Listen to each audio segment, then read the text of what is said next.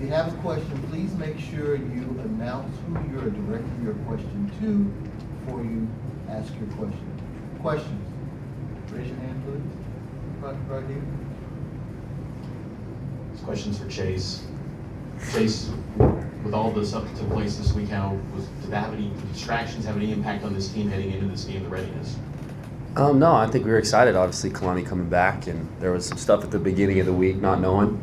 But ultimately, we're football players, and we want to go play football this weekend and win a Big 12 championship, whatever happened, you know. So I think we were able to lock in, and we were just excited for what we're building here at BYU. We'll be back in the Big 12 championship in the upcoming season. So I feel like, you know, obviously it hurts, and you look back at all the different things that could have caused like something like this, but they're a good team. They made plays, they had some turnovers, and we didn't execute the way we needed to. So ultimately it comes down to that, and still love my brothers. We're not going to point fingers or anything. We're going to go out and smile and be a good son, be a good brother, and be a BYU football player. So.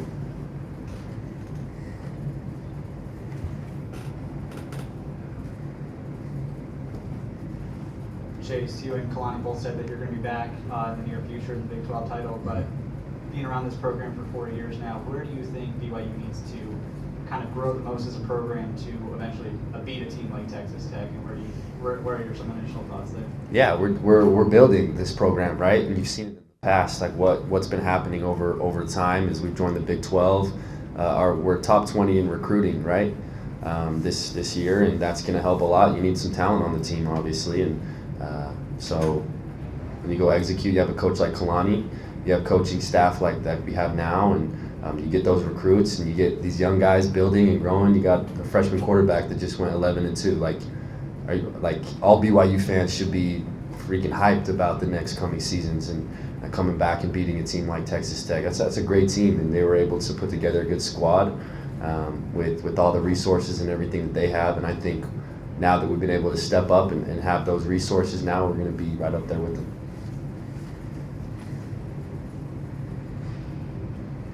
Chase, you were nursing a hamstring injury the past couple of weeks. How close to 100% were you today, and do you feel like it affected your play at all? I mean, I feel like everyone at this point in the season is battling something, so I'm not going to, complain and say that, I was battling a hamstring injury. Barrett was playing with one leg, you know what I mean? Everyone just got to go do their part, do their thing, and I felt good enough to play, so I was going to go play and do my best, and that's everyone on the whole team, both sides, you know what I mean? So it's part of the game, it's part of football, especially at the end of the season. Faletau, it looked like you had a chance at an interception early on in this game. How much do you rue opportunities like that when you look at the outcome of a game like this? I mean, obviously you could tell that we should have made more plays, on defense. When it comes to big games like this, it really comes down to the team who makes those big plays and takes advantage of those opportunities. So defensively, I feel like we had a lot of times where we could make plays like that, get interceptions, sacks, even that fumble. I want to say lucky bounce, but at the same time, like running the ball and get on that thing. So overall, they just made more plays, some more big plays than us that game. Chase, what was Texas Tech's defense doing to basically eliminate any shots downfield from you guys? It was pretty quick passes. Yeah, I feel like, I don't know, I don't want to point any fingers. I feel like we all just could have done better as a squad. I could have gotten open more, and they did have that cover 6 that makes it hard. They get deep, and Bear's getting pressure. It's hard for him to find openings. They have a great D-line that's tough and strong and gets pressure on the quarterback. So everything combined, I think the first drive we were able to kind of find a rhythm. We were hitting those ends and running the ball, and felt good. We just couldn't maintain that the rest of the game. They were able to take that away and get pressure on the QB, and just couldn't find our flow the rest of the game, unfortunately. But I like the way we started with a lot of energy, a lot of effort, and unfortunately with the turnovers, it's hard to come back to a team like that when they have that field position and start scoring a bunch of points.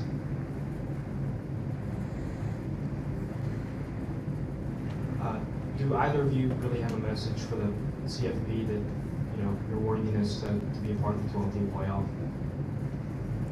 I'd say, we won all season. The only time we've lost is number 14 in the nation. So obviously Texas Tech's a great team. But I feel like we can go out there and compete. Like you should be able to get in with winning games. So that should be how it's been. Yeah, no, it's a great league. The Big 12 is, and we're the second best team in the Big 12 when you look at it. And I think we can obviously go compete. I have a lot of confidence in my guys. When we don't turn the ball over and we're able to play together, then we're hard to beat. So let's just see what happens. I know it's hard. I know we're building too as a program, and whatever happens, I think we're ready to take it on. And I think if we do get a chance at the college football playoffs, and I think we should, that we'll go compete and be competitive. As a follow-up to that, and maybe for both of you, how optimistic are you about it? Are you looking forward to the announcement, or are you kind of dreading it? You might not be in there. How do you all look at that part of it? I'm looking forward to, if we get an opportunity to go, I'm going to be hyped, and we're all going to be jumping up and down and cheering and ready to go.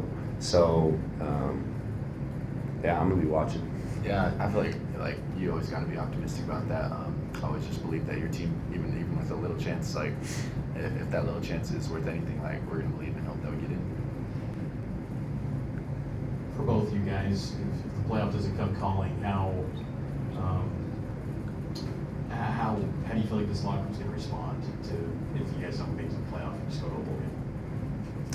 Yeah, we all love each other so much. There's just such a great culture that we've built. And the team that we have, we're going to go out and we're going to play our hearts out. We're going to prepare the right way. And, the guys that are going to move on, I think, are going to want to showcase, a better outing, at least for me. I want to, be able to end on a bang and be able to showcase our skills, and then for the young guys to build something and create a momentum going into the next part of the season like we did last year at the Alamo Bowl. One more question for our student athletes. Chase, you've referenced the future multiple times and how bright it is for BYU. Where do you see Bear Bachmeier's game going from a kid who was playing high school ball a year ago? Just the progress you saw this year, and where do you see it going from here?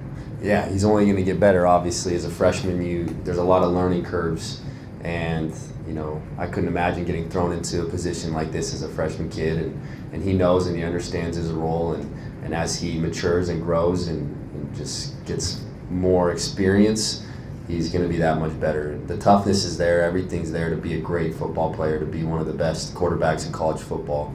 And as we keep building and get those recruits and everyone building and growing and learning as Bear leads the way, it's going to be a hard team to beat. So I'm excited for the future and for Bear. Thank you, gentlemen.